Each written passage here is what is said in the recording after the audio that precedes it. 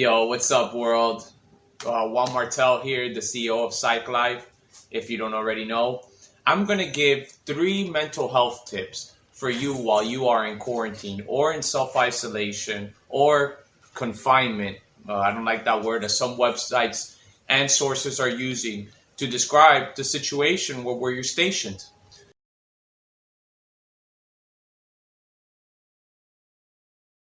So, the first mental health tip I'm going to give is make sure you develop some sort of ritual for yourself and a good source on where you are acquiring the information for what's going on outside due to the coronavirus.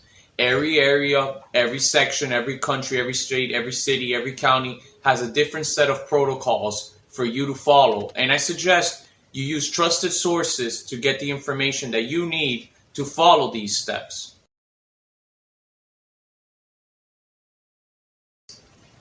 To practice self-care and meditation techniques. As we all know, stress levels are directly correlated with the neurotransmitter called cortisol.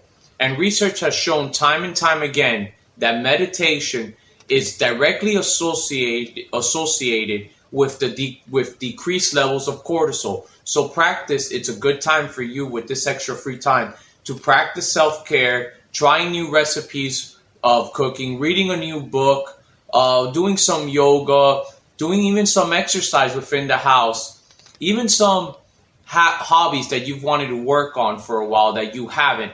I heavily recommend that you try those, all right? Remember, meditation is directly correlated with decreased cortisol levels. That's number 3.